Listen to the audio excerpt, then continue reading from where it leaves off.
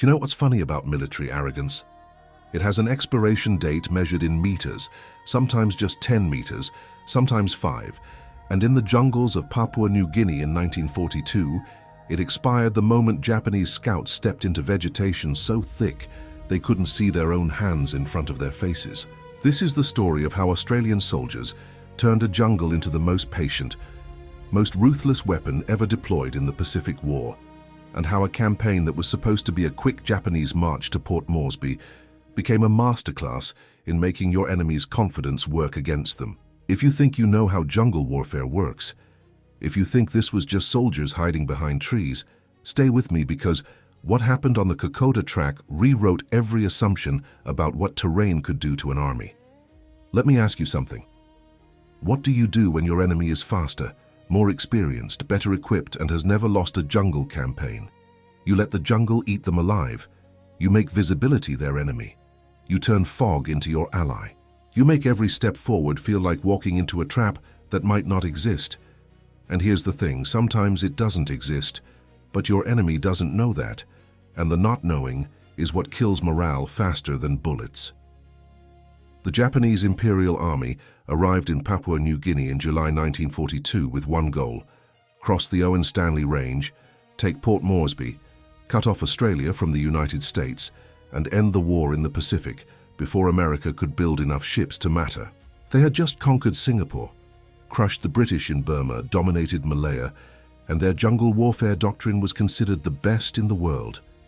They moved fast, hit hard, and never stopped advancing. They had night combat training. They had experienced scouts who could navigate terrain that would make European forests look like parking lots. They had momentum. They had confidence. They had everything except knowledge of what the Kokoda track actually was. Now here's where it gets interesting. The Kokoda track isn't a road. It's not even a path in the traditional sense. It's a 60-mile nightmare that climbs through mountains reaching 7,000 feet, through rainforests so dense that sunlight is a luxury, through mud that swallows boots, through rivers that appear overnight when rain decides to turn the entire mountain range into a vertical swamp. Visibility in some sections? 10 meters on a good day, 5 meters when the fog rolls in. Sometimes you can't see the person 3 steps ahead of you. The Japanese scouts, these elite soldiers who had dominated every jungle from Thailand to the Philippines, stepped into this environment expecting what they always found: predictable vegetation, navigable terrain, visible enemies. What they got instead was something their training manuals never prepared them for. The Australians waiting for them weren't jungle warfare experts. Most of them had never seen combat. Some had been training in desert warfare just weeks before. They were the 39th Battalion, poorly equipped, undersupplied, and facing an enemy that had never lost. But they had one advantage that took the Japanese weeks to understand. They learned faster than their enemy adapted. Here's what the Australians figured out in the first days of contact, and this is where the diary entries start painting a picture that official reports tried to sanitize. When you can't see more than a few meters, when communication breaks down because radios don't work through mountain vegetation, when every unit is isolated by terrain, traditional tactics become suicide. So the Australians stopped fighting like a conventional army. They started fighting like the jungle itself. They dug shallow trenches, camouflaged so perfectly that Japanese scouts would walk within 2 meters without seeing them. They waited. And here's the brutal part. They waited until the enemy was close enough to shake hands. Then they opened fire. The Japanese scouts, trained to spot ambushes, trained to read terrain, trained to detect threats, couldn't see positions that were less than 3 meters away. They would advance, confident, scanning the jungle, and then half their squad would disappear in gunfire that seemed to come from the trees themselves. The survivors couldn't return fire effectively because they couldn't see the source. They couldn't call for support because communication in that terrain was nearly impossible. They couldn't retreat safely because the jungle behind them might also be hostile and they wouldn't know until it was too late. Now you might be thinking, okay, that's just basic ambush tactics. Every army does that. But here's what made the Kokoda pattern different, and this is what the diaries reveal that commanders didn't want to discuss publicly. The Australians didn't just ambush, They weaponized patience in a way that psychological warfare hadn't caught up to yet. They would let Japanese patrols pass, just let them walk by, then hit the rear. Or they would engage the front, pull back silently, and hit the same unit from a different angle 20 minutes later. The Japanese scouts started reporting ghost soldiers, enemies that appeared, killed, and vanished, positions that couldn't be located even after firefights. And here's what that does to an army's psychology. It makes every step forward feel like a gamble. The Japanese had speed.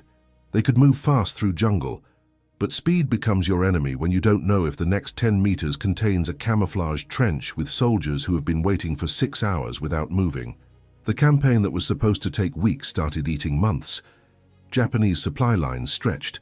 Australian defenders, hungry, exhausted, malaria-ridden, kept using the same pattern. Hide, wait, strike, vanish. The jungle wasn't just terrain anymore. It was the weapon, it was the strategy. It was the thing that turned Japanese confidence into Japanese paranoia. And paranoia in warfare is contagious. It spreads faster than disease. It makes soldiers hesitate. It makes commanders second guess. It makes units waste ammunition shooting at shadows. Let me give you a specific example that shows how brutal this became, and this comes from both Australian and Japanese accounts. At Isurava, one of the major battles along the track, Australian positions were so well hidden that Japanese forces repeatedly attacked the same hill thinking they had cleared it, only to get hit again from trenches they swore they had already destroyed. The battle lasted days. Not because the Australians had superior numbers, they were outnumbered 3-1, but because the Japanese couldn't see what they were fighting.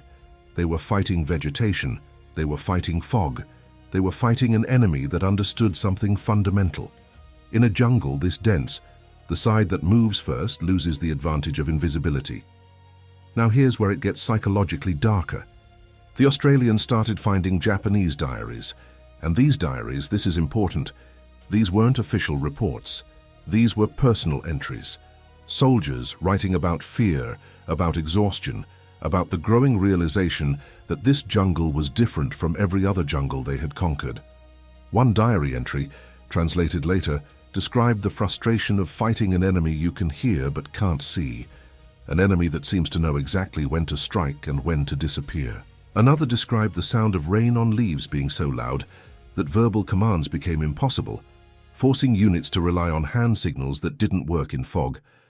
The environmental conditions weren't just difficult, they were designed by nature to make coordination impossible.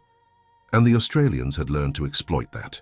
They had learned that in a jungle where you can't see, can't communicate reliably, and can't navigate without getting lost, the side that stays still has more power than the side that advances.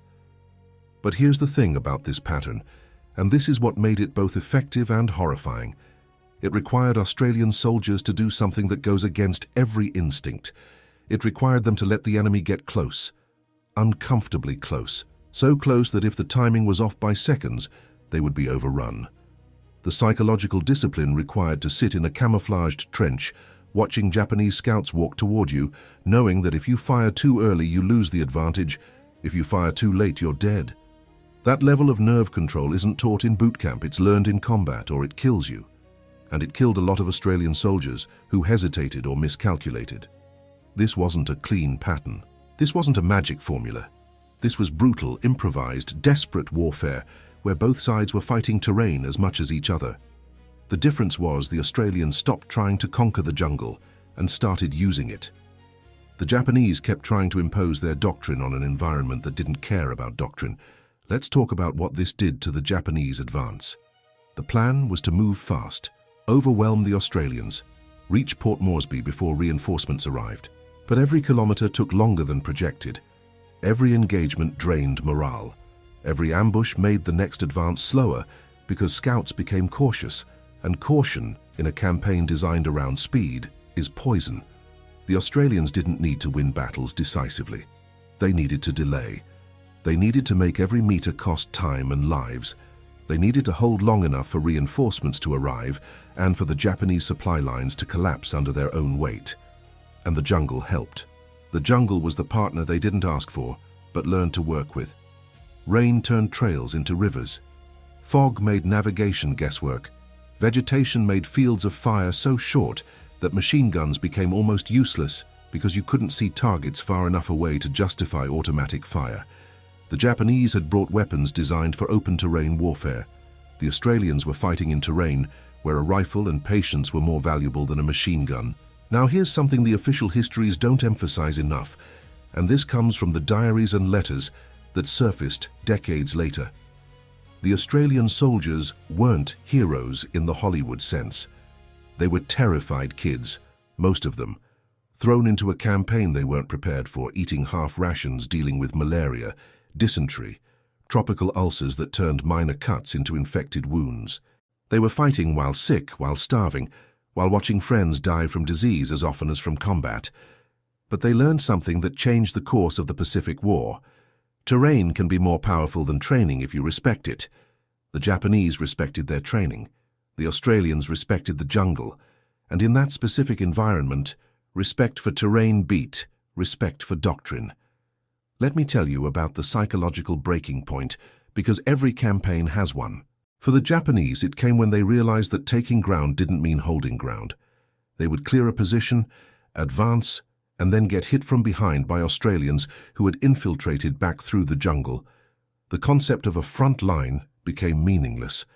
The jungle didn't have lines. It had zones of probability. You might be in a relatively safe area, or you might be 10 meters from an ambush, and you wouldn't know until it was too late. That uncertainty, sustained over weeks, broke units that had fought across Asia without faltering. Here's what's fascinating from the tactical perspective. The Australians didn't invent new weapons. They didn't have technological superiority. What they invented was a pattern of behavior that turned every Japanese strength into a weakness. Japanese scouts moved fast. Let them move past you, then hit them from behind. Japanese infantry advanced in coordinated units. The jungle makes coordination impossible, so their unit cohesion becomes a liability when they can't see each other. Japanese commanders rely on rapid communication. The terrain makes radios unreliable and runners slow, so cut their communication and watch their plans fall apart. This is what I mean by weaponizing terrain. The Australians made the jungle do the fighting. They just had to survive long enough for it to work. And survival in those conditions was its own form of victory. Let me paint you a picture of what combat actually looked like, because the phrase ambush warfare doesn't capture the experience. Imagine you're an Australian soldier. You've been in a trench for 8 hours, it's been raining, you're soaked. You can't smoke because the enemy might see or smell it. You can't talk because sound carries.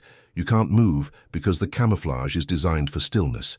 You're watching a trail that might or might not see enemy activity. Your job is to wait. Just wait. And then you hear movement, footsteps on mud, voices speaking Japanese. You can't see them yet, but you know they're close. You wait. Your finger is on the trigger, but you wait. You've been trained to wait until they're within killing range, which in this jungle means so close you can hear them breathing. And then you wait a little longer, because if you're the first to fire, you give away your position. So you wait until the signal, until the soldier to your left opens fire first, and then you fire, and for 30 seconds the jungle explodes with sound, and then it's silent again, except for the rain and the screaming, and you don't know if you hit anyone because you can't see anything past 5 meters, and then you wait again because there might be a second wave, or there might be a Japanese squad moving to flank you, and you won't know until they're on top of you. That's the pattern. That's what jungle as a weapon actually means. It means turning every human instinct for self-preservation into a tactical choice that might get you killed. Now let's talk about what this did to the Japanese command structure, because this is where strategic arrogance meets tactical reality. The Japanese generals planned the Kokoda campaign based on their experience in Southeast Asia. They assumed jungle warfare meant fast infiltration, night attacks, overwhelming local defenders before they could organize. It had worked in Malaya. It had worked in Burma. It should work in Papua New Guinea. Except Papua New Guinea wasn't Malaya.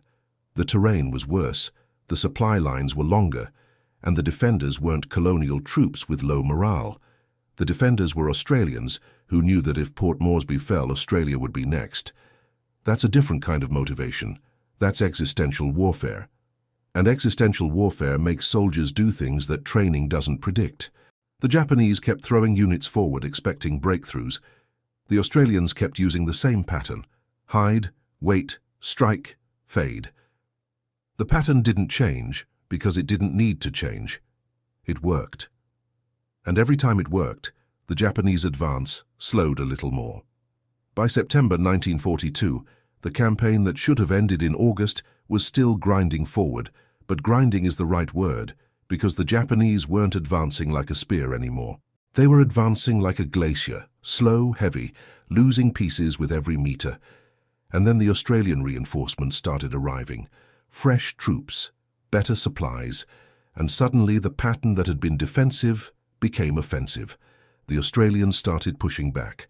And here's the beautiful irony: the Japanese now had to defend in the same jungle that had destroyed their advance. They had to try the same camouflage tactics, the same ambush patterns, but they were doing it while retreating, while supplies were running out, while morale was collapsing. The jungle that had been their enemy during the advance now became their enemy during the retreat. There was no winning position. The terrain didn't favor attackers or defenders, it favored whoever respected it more. And the Australians had earned that respect through blood and patience. Let me share something that encapsulates the entire campaign. There's an Australian account, might have been a letter, might have been a diary entry, where a soldier describes sitting in a trench during a rainstorm so heavy that visibility dropped to less than 2 meters. He describes hearing Japanese voices very close, maybe 3 meters away, arguing about which direction to go. He describes staying absolutely still, not firing, because in that rain, in that fog, if he fired and missed, he'd be overrun in seconds. He describes listening to the Japanese soldiers walk away, still arguing, completely unaware that they had just walked past an enemy position. He describes the relief, the shaking hands, the realization that his life had been saved not by firepower, but by weather and discipline. That's the Kokoda pattern. That's the secret that wasn't really secret. It was just something most armies weren't willing to do, because it required accepting that sometimes the best military action is absolute stillness. Now here's what happened after Kokoda. And this is important, because victories in isolation don't matter if they don't change the war. The Japanese never recovered the momentum they lost in Papua New Guinea. The campaign that was supposed to take weeks took 5 months and ended in Japanese retreat. The myth of Japanese jungle invincibility died in vegetation so thick that soldiers on both sides went weeks without seeing the sun. And the Australians, these poorly equipped, hastily trained, malaria-ridden soldiers, proved that terrain knowledge beats combat experience when the terrain is hostile enough. The lessons from Kokoda influenced Allied jungle warfare for the rest of the Pacific campaign. The idea that you could let the environment do the fighting, that you could weaponize visibility and weather and vegetation, that became doctrine. Not because it was elegant, not because it was clean, but because it worked. And in warfare, what works gets repeated until it stops working. The Kokoda track today is a hiking trail. People walk it for the challenge, for the history, for the scenery. They walk the same paths where Australian and Japanese soldiers killed each other in conditions that made every breath feel like drowning. They see the beauty of the jungle, the mist in the mountains, the incredible biodiversity. But they're not seeing it through the eyes of someone who knows that every tree could hide an enemy, that every sound could be a threat, that every step forward could be the last step you take. The jungle doesn't care about history. It doesn't remember the battles. It just grows. But the pattern remains, written in the diaries that survived, in the letters that soldiers sent home, in the official reports that tried to make sense of a campaign that defied conventional analysis. The pattern was simple. Respect the terrain more than you respect your enemy. Use patience as a weapon. Understand that invisibility is more valuable than firepower when you can't see past your own hands. The Japanese scouts who entered Papua New Guinea in July 1942 were elite soldiers. They had conquered jungles across Asia. They had training, experience, confidence. What they didn't have was humility toward terrain. And that lack of humility got them killed in a jungle that didn't care how many battles they had won before. The Australians who stopped them weren't superior soldiers. They were superior students. They learned from the jungle. They adapted. They stopped trying to fight the environment and started working with it. And that made all the difference. So here's the question that historians still argue about. Was Kokoda a defensive victory or an offensive masterclass? Was it Australian skill or Japanese overreach? Was it terrain advantage or tactical brilliance? And the answer, the uncomfortable answer, is that it was all of those things, and none of them matter as much as the simple fact that the Australians were willing to let the jungle be their primary weapon, and the Japanese weren't. Everything else is analysis trying to make sense of something that was fundamentally chaotic. War in that terrain didn't follow rules, it followed patterns. And the side that recognized the pattern first, that adapted fastest, that threw out the playbook and wrote a new one in real time, that side won. Not cleanly, not decisively, but definitively. The secret Australian Kokoda ambush pattern wasn't secret. It was written in every after-action report. It was taught to every unit that fought in the Pacific afterward. The secret was that most armies wouldn't use it, because it required accepting vulnerability. It required trusting terrain more than training. It required patience that felt like cowardice until it resulted in victory. And maybe that's the real lesson from Kokoda. Maybe the real lesson is that warfare isn't about having the best weapons, or the best training, or the most experience. It's about understanding the specific conditions you're fighting in and adapting faster than your enemy can respond. The Japanese adapted eventually, but by the time they learned to respect the Papua New Guinea jungle the way the Australians did, the campaign was already lost. The momentum was gone. The supplies were exhausted. The morale was broken, and the jungle, patient and neutral and brutal, just kept growing, just kept. If you think this was the only time terrain dictated the outcome of a World War II campaign, more than tactics or courage, you're about to discover that every theater of war had its own version of Kokoda, its own pattern that rewrote the rules. Maybe you want to hear about how urban terrain turned soldiers into ghosts in Stalingrad, or how desert navigation killed more tanks than enemy fire in North Africa, or how weather destroyed more operations than any army could. This channel exists because warfare isn't clean narratives. It's chaos, it's improvisation. It's soldiers making decisions that textbooks never prepared them for. If you watch one more video, if you let yourself understand one more pattern that changed history, you'll start seeing World War II not as a series of battles, but as a series of adaptations, and the side that adapted fastest usually survived. The jungle of Papua New Guinea is still there, still dense, still beautiful, still completely indifferent to the fact that it once decided the fate of nations. And somewhere in that jungle, maybe there's still a camouflaged trench that Australian soldiers dug in 1942, slowly being reclaimed by vegetation, invisible to anyone who doesn't know exactly where to look, just like it was designed to be. But let's talk about what happened after the Japanese retreat started, because retreat in that jungle was somehow worse than advancing. And this is where the psychological horror of the Kokoda pattern really reveals itself. When you're advancing, even in terrible conditions, you have purpose, you have momentum, you have the illusion of progress.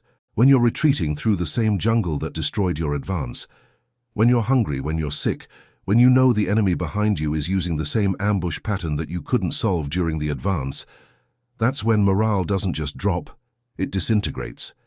The Japanese forces that started retreating in September 1942 were skeletal versions of the units that had crossed into Papua New Guinea in July. They weren't just militarily defeated, they were physically destroyed by terrain, by disease, by starvation. And now they had to go back through the same mountains, the same jungle, the same mud, except this time the Australians weren't just defending, they were hunting. Here's what makes the reversal so brutal from a tactical perspective. The Australians now knew the terrain intimately. They knew which trails could be ambushed. They knew where water sources were. They knew the timing of the rain, the patterns of the fog, the sections where visibility dropped to nothing.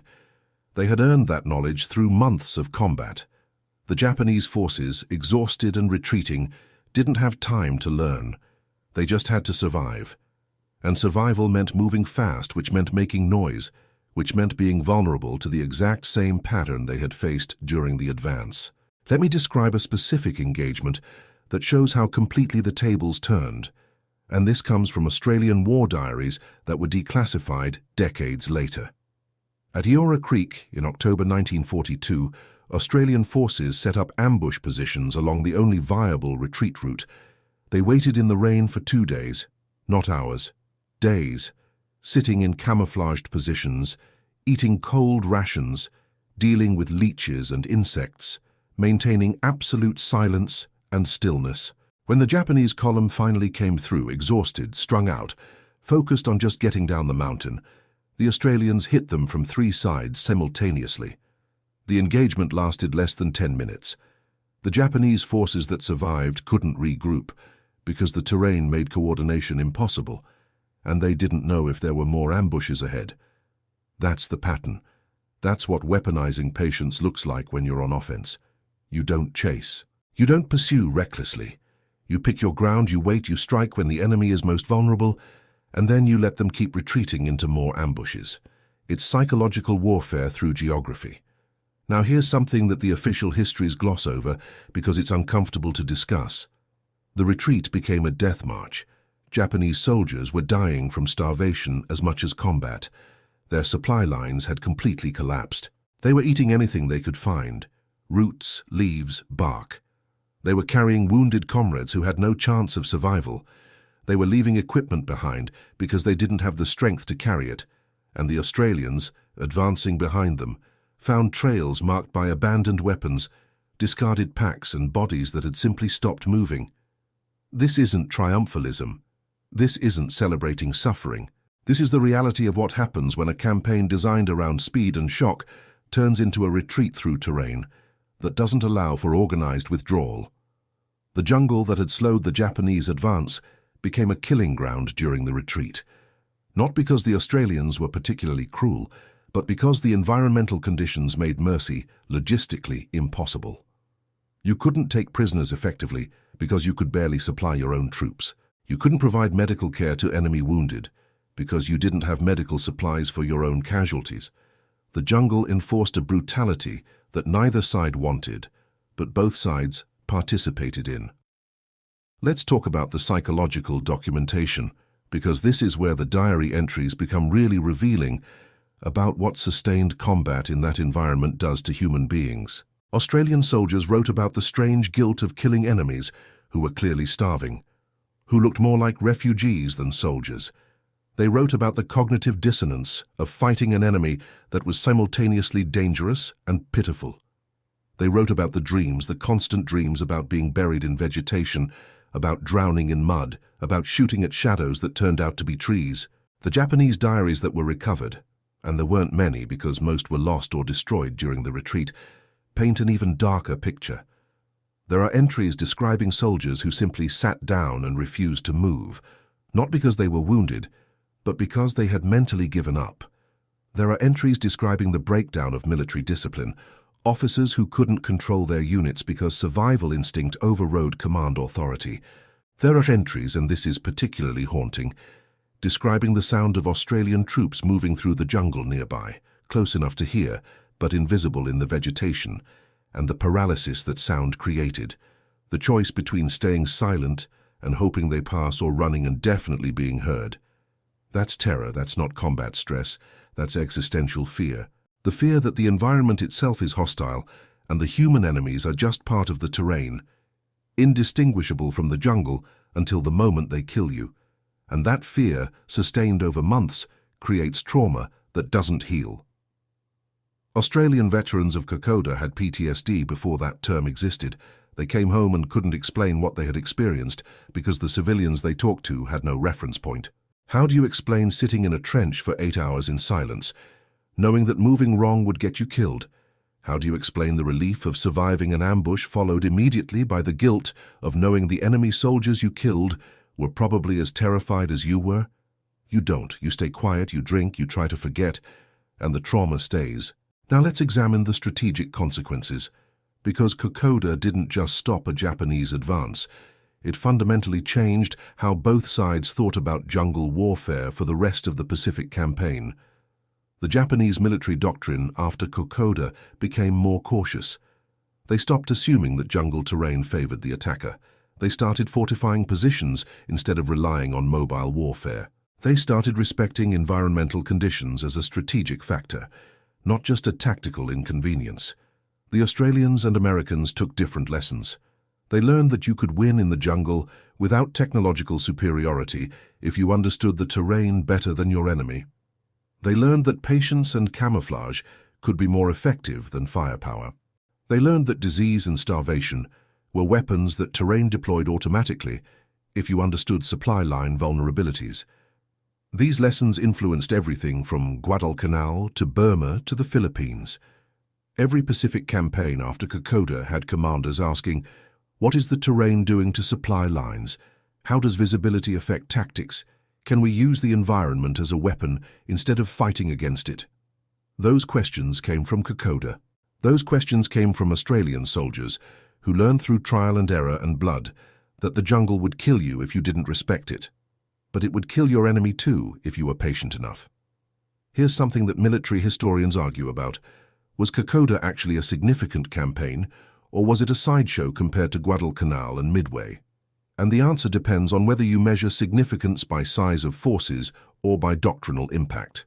Kokoda involved relatively small numbers of troops compared to European or other Pacific theaters. But the doctrinal innovations, the understanding that terrain could be weaponized, the psychological insights about what combat in extreme conditions does to soldiers, those rippled through the entire war. You can trace a direct line from Kokoda tactics to the island-hopping campaigns, to the decision to bypass heavily fortified positions and let terrain and isolation do the work of defeating them. That's strategic thinking, influenced by the understanding that sometimes the best way to defeat an enemy is to trap them in an environment that destroys them passively. Let me tell you about the aftermath for the soldiers who survived, because survival doesn't mean victory when we're talking about individual experience. The Australian soldiers who walked back down the Kokoda track after the campaign ended in November 1942 were physically destroyed. Average weight loss was 30 to 40 pounds. Malaria rates were close to 100%. Tropical ulcers, dysentery, scrub typhus, infections from minor wounds that became major medical emergencies because there was no way to keep anything clean in that environment. They came down from the mountains looking like concentration camp survivors, and the Australian public, the media, the government, didn't really understand what they had accomplished because the campaign had been overshadowed by other Pacific battles and because the soldiers themselves couldn't articulate the horror of what they had experienced. There's a famous photograph, you've probably seen it, of Australian soldiers after Kokoda, and what strikes you isn't the wounds or the dirt, it's the eyes, the absolute exhaustion in the eyes, the look of people who have seen something that changed them fundamentally. That's not combat fatigue. That's the recognition that you survived something that should have killed you, and the randomness of survival creates guilt that never fully resolves. Why did you live when the soldier next to you died? There's no good answer. There's just the fact of survival and the weight of that fact. The Japanese survivors faced something different, but equally traumatic. They retreated all the way back to the north coast of Papua New Guinea, to Buna and Gona, where they were supposed to regroup and resupply. But the supply lines were gone. The reinforcements never came, and they ended up fighting another campaign, another desperate defensive battle where they were surrounded, starving, and ultimately annihilated. The soldiers who survived Kokoda mostly died at Buna. The ones who survived Buna mostly died in subsequent campaigns. Very few Japanese soldiers who entered Papua New Guinea in 1942 ever left. That's not a statistic. That's thousands of individual deaths, thousands of families who never got closure, thousands of lives ended in a jungle on the other side of the world for strategic objectives that failed. And here's the uncomfortable truth. Most of those deaths were avoidable if the Japanese command had respected the terrain warnings their own scouts provided in the early days of the campaign. There are reports, buried in Japanese archives, of scouts reporting that the Kokoda track was worse than any terrain they had encountered before, that the vegetation was too dense, that the supply difficulties were insurmountable. Those reports were ignored. Command assumed that willpower and experience would overcome environmental challenges. That assumption killed an army, not quickly, slowly, over 5 months of grinding attrition, where every meter forward cost lives and every meter backward cost morale. Now let's talk about the weapons that actually mattered in Kokoda, because this reveals something interesting about what warfare becomes when technology can't dominate. The Japanese had better machine guns. Didn't matter. Machine guns need fields of fire longer than 5 meters to be effective. The Australians had worse rifles. Didn't matter. In close-range ambushes, rifle quality is less important than trigger discipline and patience. Both sides had grenades. Grenades were actually useful because you could throw them without seeing the target clearly. Both sides had mortars. Mortars were mostly useless because you couldn't spot targets for indirect fire when you couldn't see 50 meters. The weapons that mattered were the ones that worked in conditions of extreme limited visibility. Rifles, grenades, close-range automatic weapons, and most importantly, bayonets and knives for the engagements that ended up being hand-to-hand because soldiers literally ran into each other in the fog. This is warfare stripped down to the most basic level. No air support, planes couldn't operate effectively in that weather. No armor, you couldn't get vehicles up the track. No artillery support for most engagements. You couldn't communicate positions clearly enough for fire missions. Just soldiers, basic weapons, terrain, and the willingness to wait longer than your enemy. That's the Kokoda pattern in material terms. Technology didn't win. Geography and psychology won. Here's a detail that encapsulates the absurdity and horror of the entire campaign. There are multiple accounts from both sides of soldiers getting lost walking from their position to a supply point less than 50 meters away. The jungle was so dense, the trails were so poorly marked, that spatial orientation became impossible. You could literally get lost trying to find your own unit. There are stories of soldiers wandering for hours, sometimes days, trying to navigate back to friendly positions. Some never made it. They died from exposure, from disease, from getting shot by their own side because they stumbled into a defensive position and couldn't identify themselves fast enough. That's the level of environmental hostility we're discussing. The jungle didn't distinguish between enemies. It killed anyone who didn't respect its ability to make navigation impossible. And yet both sides kept fighting in it, because retreating meant admitting the entire campaign was a mistake, and neither command structure was ready to admit that until the casualties forced the admission. Let me share something about the medical situation, because this is where the inhumanity of warfare in that environment becomes really clear. Wounded soldiers in Kokoda had 2 options: walk out on your own or die. There was no medical evacuation for most of the campaign. The terrain made stretcher bearing almost impossible. It took 4 men to carry 1 wounded soldier on a stretcher, and those 4 men could barely walk themselves through the mud and the mountains. So the practical reality was that if you were wounded seriously enough that you couldn't walk, you were probably going to die. Not from the wound necessarily, from infection, from shock, from being left behind when your unit had to move.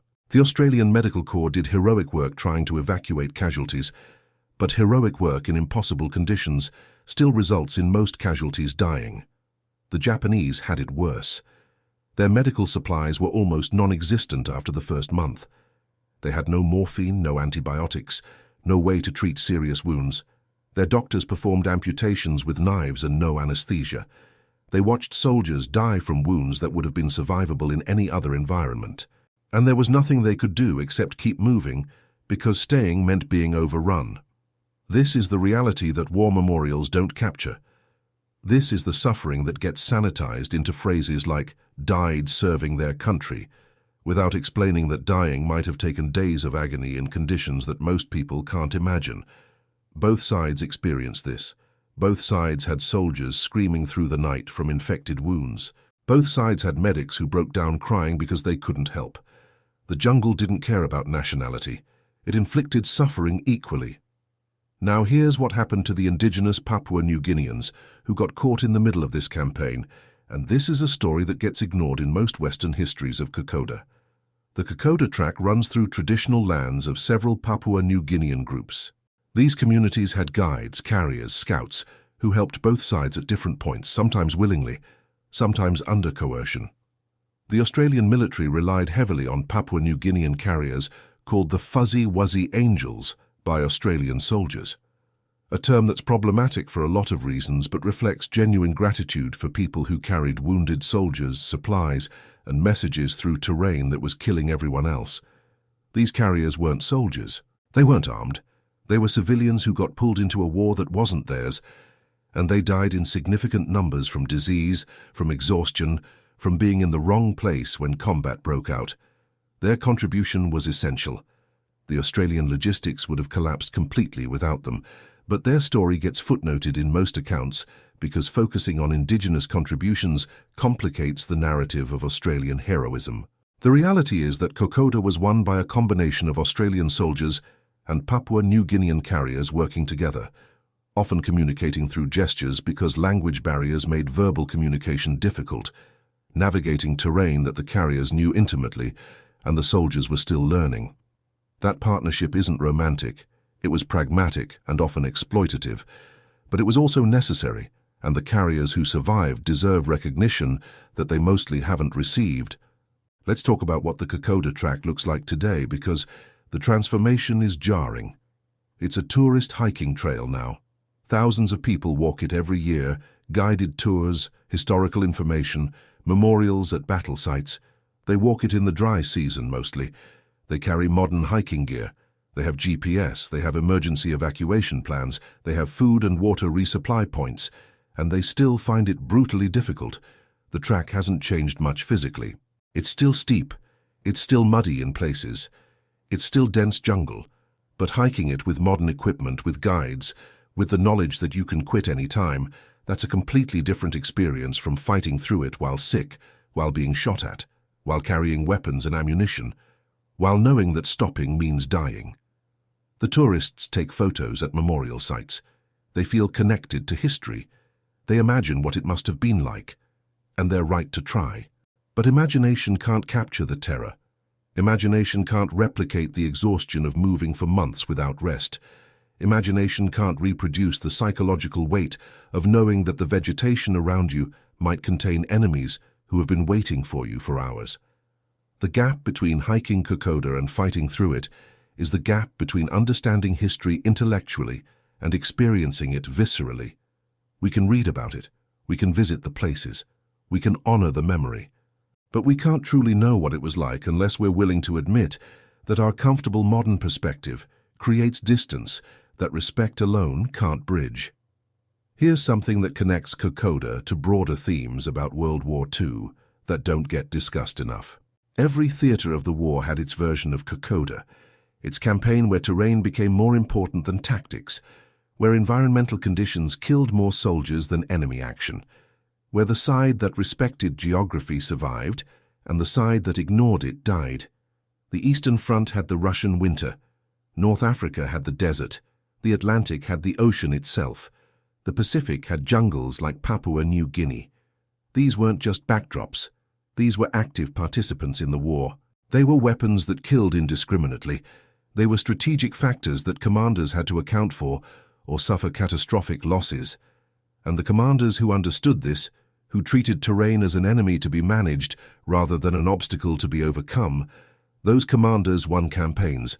The commanders who assumed that willpower and firepower could defeat geography, those commanders lost armies. Kokoda is a case study in what happens when one side learns this lesson and the other side doesn't. The Australians learned it through desperation and survival instinct. The Japanese refused to learn it until too late, and thousands died because of that pedagogical failure. Let me tell you about the legacy of Kokoda in Australian national identity, because this matters for understanding how warfare gets remembered differently depending on who's doing the remembering. In Australia, Kokoda has become a foundational myth, the campaign where poorly equipped Australian soldiers held off a superior enemy through courage and determination. It gets taught in schools. It gets commemorated annually. It's part of the national narrative about Australian resilience and egalitarianism, the idea that regular Australians without special training can accomplish extraordinary things when necessary. That narrative isn't wrong exactly. It's just incomplete. It emphasizes heroism and downplays horror. It focuses on victory and minimizes trauma. It celebrates the soldiers without fully reckoning with what the campaign did to them psychologically. And that's how nations remember wars. They extract the lessons that reinforce national identity and minimize the aspects that complicate the story. In Japan, Kokoda is barely remembered. It's a footnote to the Pacific War, a minor campaign compared to the massive battles in China, the Philippines, Okinawa. The Japanese soldiers who died there are honored generically as war dead, but the specific details of how they died, the starvation, the disease, the systematic tactical failures, that doesn't fit into any useful narrative, so it gets quietly ignored. That's not unique to Japan. Every nation does this. Every nation remembers its wars selectively, emphasizing the elements that serve contemporary purposes and forgetting the elements that don't. The difference is that some wars get remembered by multiple nations, and the collision of different memories creates a fuller, more complex picture. Kokoda is remembered primarily by Australia, so the Australian narrative dominates, and the broader lessons about terrain warfare, about the limits of military doctrine, about what jungle combat does to human psychology. Those lessons get preserved in military studies but lost in popular memory. Here's what we lose when we simplify war into narratives of heroism and villainy. We lose the understanding that most soldiers on both sides were just trying to survive. We lose the recognition that terrain and disease killed more people than bullets. We lose the appreciation for how much of warfare is chaos and improvisation rather than planning and strategy. We lose the human stories that don't fit neat categories. The Japanese soldier who left a diary entry about missing his family isn't a villain. He's a human being trapped in a nightmare. The Australian soldier who shot him from a camouflaged trench isn't a hero in that moment. He's a human being doing what he was trained to do to survive. Both can be true simultaneously. The campaign can be militarily necessary and humanly tragic. The tactics can be brilliant and the suffering can be immense. We don't have to choose between honoring sacrifice and acknowledging horror. We can do both. We should do both. Because if we only remember the sacrifice, we make war seem noble. And war isn't noble. War is necessary sometimes, defensible sometimes, but never noble. Kokoda proves that. The soldiers who fought there did extraordinary things. They also suffered in ways that should make us question whether any strategic objective is worth that level of human cost. And the answer to that question is complicated, which is why we prefer not to ask it. Let me end with this thought about what the Kokoda pattern actually teaches us beyond military history. It teaches us that adaptation beats preparation. The Australians weren't prepared for jungle warfare. They adapted. It teaches us that respecting constraints is more effective than ignoring them. The jungle imposed brutal constraints. The side that worked within them survived. It teaches us that patience can be more powerful than aggression when the environment favors waiting. It teaches us that technology doesn't guarantee victory when terrain neutralizes technological advantages. It teaches us that psychological endurance matters as much as physical capability. And most importantly, it teaches us that the people who survive extreme conditions aren't necessarily the strongest or the best trained. They're the ones who learn fastest, adapt most completely, and accept reality most thoroughly. Those lessons apply beyond warfare. They apply to any situation where you're facing conditions that your training didn't prepare you for. The question becomes, do you keep applying what you know even when it's not working, or do you throw out the playbook and improvise based on what the environment is telling you? The Japanese chose the first option. The Australians were forced into the second option. And that made all the difference. If this is the first video you've watched about campaigns where terrain rewrote the rules of warfare, you're missing the broader pattern. Every environment creates its own form of warfare. Jungles favor ambush and patience. Deserts favor mobility and logistics. Mountains favor defense and altitude advantage. Urban terrain favors close combat and building-to-building fighting. The ocean favors the side that controls supply lines. And the commanders who understand the specific requirements of their environment win against commanders who try to impose generic tactics on specific conditions. This channel exists because most World War II history focuses on the big battles, the famous generals, the technological innovations, and ignores the environmental factors that actually determined outcomes more often than courage or strategy. If you watch enough of these videos, if you let yourself see warfare as a dialogue between humans and geography, you'll start understanding why campaigns succeeded or failed in ways that traditional military history doesn't explain. The Kokoda track is still there, still growing, still completely indifferent to the fact that it once taught two armies what happens when you ignore terrain. And that indifference is the point. The jungle doesn't care about your plans. The desert doesn't care about your training. The ocean doesn't care about your courage. They just exist, and you either respect them or they kill you. That's the lesson of Kokoda. That's the pattern that the diaries revealed. That's what made the jungle the weapon